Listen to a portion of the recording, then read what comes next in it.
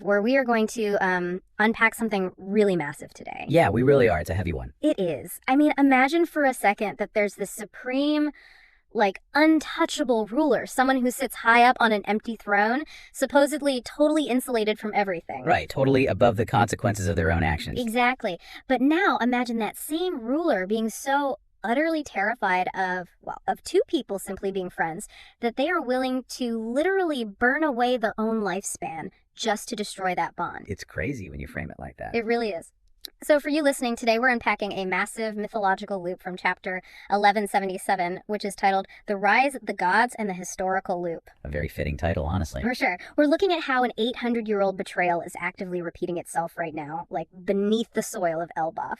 We're going to get into the terrifying mechanics of absolute power and, why this seemingly endless cycle of tragedy might finally be breaking. Yeah, because it fundamentally reshapes our understanding of what the empty throne actually represents. Oh, absolutely. When you peel back the curtain, absolute power in this universe, it isn't this state of calm omnipotence. It's sustained by paranoid, desperate control, and like a deeply ingrained reliance on generational trauma. Okay, let's unpack this. Because to grasp the sheer panic driving the events in Elbaf right now, we have to rewind, 8 centuries back. Right, back to the very beginning. Yeah, we need to look at the original sin of this universe.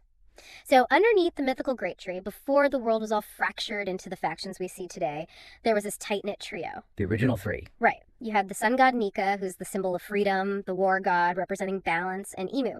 And I actually want to pause on the Great Tree for a second. Oh, definitely. That's a huge detail. Right. Because if you know the broader lore, giant ancient trees in this world, like the sunlight tree Eve or the treasure tree Adam, they are foundational to the planet's ecosystem. They're literally the magic and biological anchors of the world. Exactly. So this trio wasn't just, hanging out in some random garden. They were standing at the very nexus of the world's life force. That geographical context is crucial, because they were at the center of everything, existing as co-equals.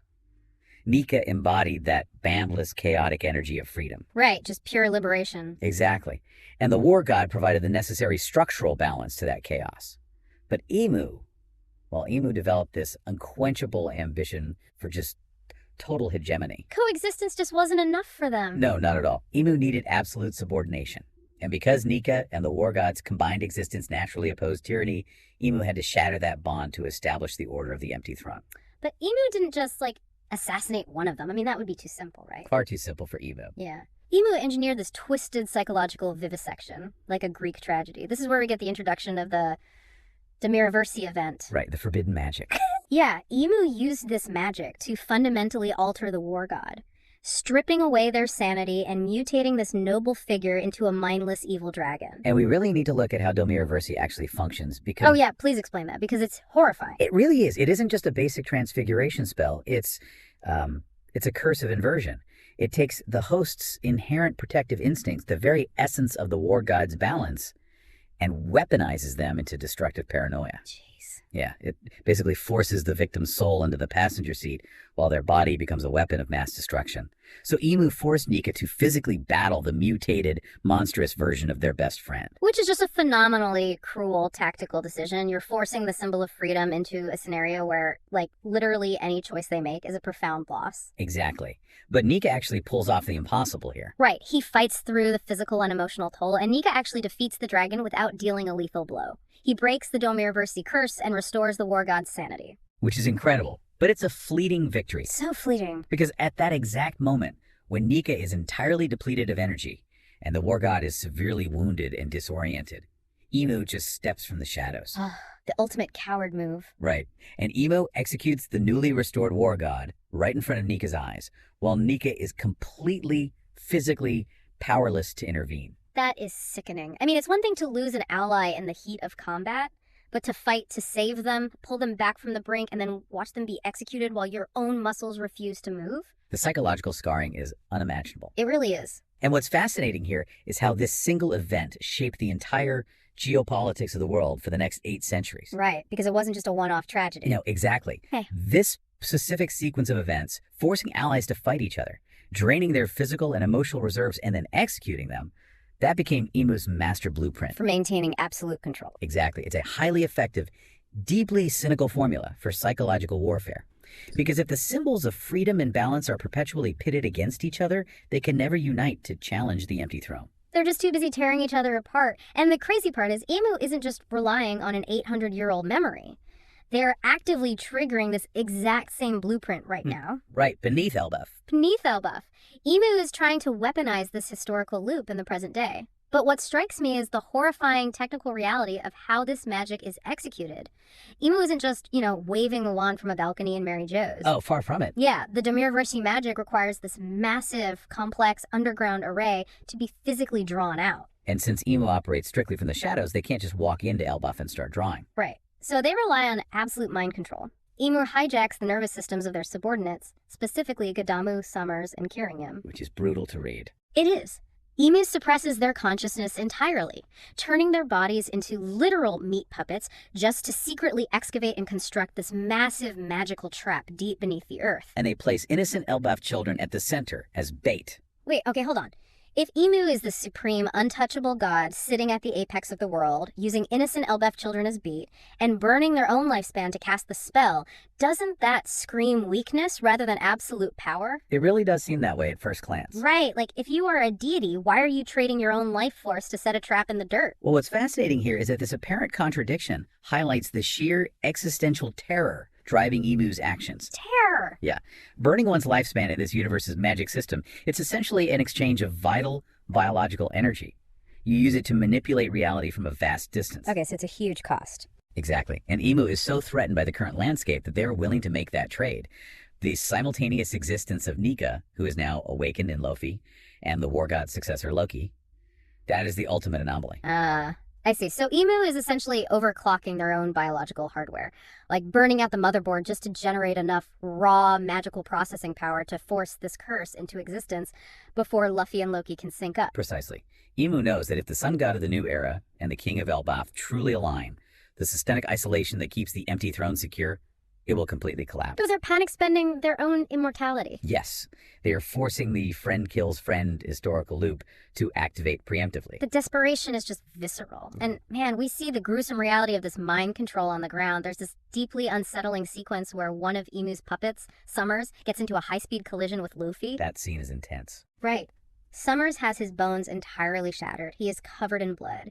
I mean, by any metric of human biology, his body should be in shock. He should be completely immobilized. But because Emu is piloting his nervous system, the pain receptors are completely bypassed. Yeah, Summers is forced to literally crawl, just dragging his mangled body across the stone to complete the final lines of the magic array. It's an incredible piece of visual storytelling, honestly. It really is. It draws this stark, unforgiving contrast between the two ideologies at play here. On one side, you have Emu, who views living beings as disposable tools, overriding their autonomy and weaponizing their physical ruin. Right. And on the other side, you have Luffy, who inherently liberates people and respects their agency. But despite Luffy's presence, the trap still springs. The array is completed and the magic activates. But here is where we see a monumental divergence from what happened 800 years ago. This is the turning point. Yeah, history starts to repeat, but the actors refuse to play their assigned roles. Right. Because when the dark magic surges from the underground array, Loki immediately recognizes the mechanics of the trap. He sees it coming. He does. And instead of being caught off guard or, attempting to flee, the king of Elbaf makes a proactive choice. What a massive choice. He uses his massive giant wings to generate this colossal gust of wind, and he physically blasts Luffy and the innocent children entirely out of the blast radius. He actively protects his allies. He succeeds where the ancient war god failed. But man, the price of that success is absolute. Loki stays behind at the epicenter to ensure they get out safely. And the curse takes him. Yeah. The biological mutation is agonizing. We see his bones grinding and reshaping, dragon scales growing densely over his skin, his horns elongating grotesquely. It sounds so painful. It is. Loki is completely swallowed by the darkness of the Dahmiraversi curse, and he warps into the mindless evil dragon, Nidhogg. And I really want to touch on the mythology there, because naming this dragon Nidhogg is incredibly deliberate. Oh, for sure. In Norse mythology, Nidhogg is the malicious serpent that gnaws at the roots of Yggdrasil, the world tree. So by turning Loki into Nidhogg, Emu isn't just making him a monster. Right, it's symbolic. Exactly. Emu is weaponizing the king of Elbaf to destroy the very foundation of his own homeland.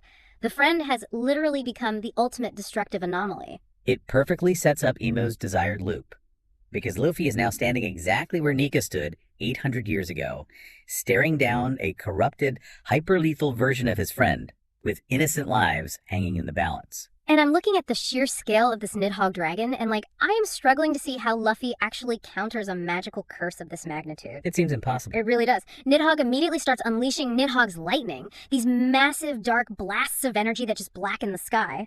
And on top of that, the dragon's newly formed scales are described as incredibly dense. Super hard armor. Right. So standard brute force physical attacks are just going to bounce right off. You can't just punch a magically hardened dragon to death. Which is exactly why Luffy doesn't rely on standard physics. He goes a different route. Right, he immediately activates Gear 5. This is the crucial countermeasure.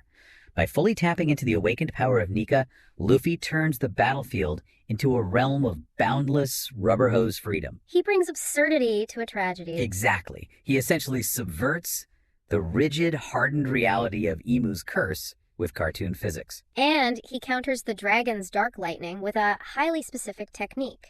The Gomu Gomu no Raiju Thor elephant gun. Yes. Raiju, meaning Thunder Beast, paired with Thor, the god of thunder. It's just a brilliant thematic clash. Yeah. Nidhogg represents corrupted, destructive lightning from the underworld, and Luffy counters with the mythological weight of Thor, the protector of mankind, and the ultimate manifestation of thunder. He's meeting mythological darkness with mythological liberation. Exactly. But here's where it gets really interesting, though, because right at the apex of this clash, there's an observer on the battlefield named Yaru. Oh, right, Yaru. Yeah. Yaru sees this world-ending dragon, completely panics, and immediately suggests they need to call in the powerful red-haired Shanks to intervene. Which, to be fair, is a completely rational reaction for someone living in this universe. Totally rational.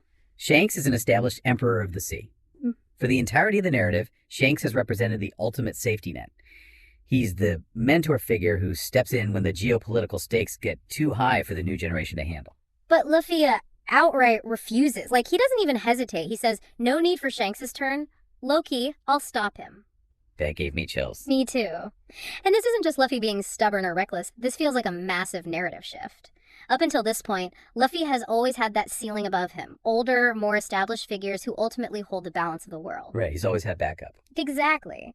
But by rejecting Shanks' involvement, Luffy is using Nika's power to physically expand his body to the size of a giant just to fight the dragon hand-to-hand. And if we connect this to the bigger picture, Luffy's physical expansion is a direct metaphor for his narrative maturity. He's growing up. He is quite literally outgrowing the need for his mentors. He's expanding his scope to match the ancient gods in both physical size and geopolitical stature. Wow. He is declaring that he is no longer a rookie playing in the Emperor's shadows. He is the principal actor of this era.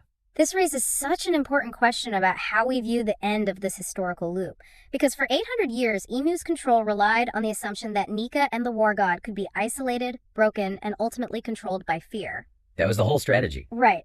But when Luffy expands to a world-encompassing scale and refuses to call for the adults to save him, he's doing way more than just fighting a dragon. He is physically tearing down the foundational logic of Emu's system. Exactly. Emu's entire strategy depends on the subjects feeling small, overwhelmed, and reliant on a higher power. By growing to meet the threat head-on, Luffy shatters that illusion entirely. The loop is breaking. Yes. Not just because Luffy is strong, but because his mindset has fundamentally evolved past the trauma that held the previous generation captive. It's an incredible evolution to witness. So we've covered a lot of ground today, and I want to make sure we distill this down. I'd say there are 3 critical takeaways from this source material. Sounds good. Let's hear them. First, the alliance of Nika and the War God is Emu's greatest fear because it directly threatens the empty throne. Second, the historical loop is finally reversing because Loki chose proactive sacrifice to save his friends. Right, taking the hit himself. Exactly.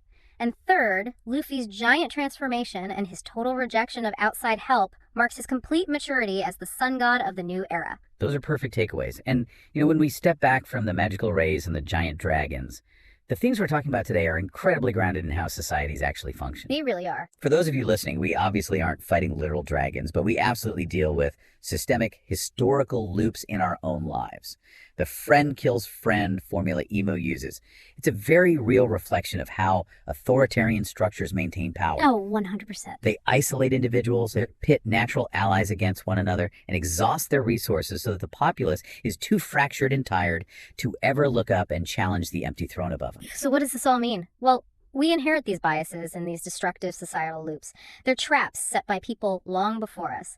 And what this deep dive illustrates so powerfully is that breaking those deeply ingrained societal loops requires two distinct actions. Right. First, it requires the kind of selfless, proactive sacrifice we saw in Loki, the willingness to endure the immediate hardship to shield others from the blast radius of a toxic cycle. You have to take the hit so the cycle stops with you. And second, it requires what Luffy demonstrates: the courage to stop looking upward for an established authority figure or a mentor to come fix the broken system for you. Yeah, you have to do it yourself. You have to realize that you have the capacity to step into your full potential and outgrow the trauma that was handed down to you. You have to become larger than the system trying to manipulate you. And I want to leave you with one final thought to mull over today. Ooh, a puzzle for the listeners. Exactly. We spent a lot of time discussing the mechanics of Emu burning their own lifespan to activate the Domiroversi curse. We established that the maintenance of absolute paranoid power literally consumes the biological life of the tyrant. Right, it's a system that eats itself to survive. It's a self-destructive pathology. So, if an authoritarian's control inherently requires burning their own limited time to suppress the growth of others, what happens when they simply run out of time? That is the million-dollar question. Could it be that the ultimate weapon against a supposedly immortal, omnipotent dictator isn't just sheer physical strength, but simply the unyielding courage of a new generation willing to outlast them? Something to definitely think about as you navigate your own historical loops. Absolutely. Thank you for joining us on this deep dive into the true cost of power, and we'll catch you next time.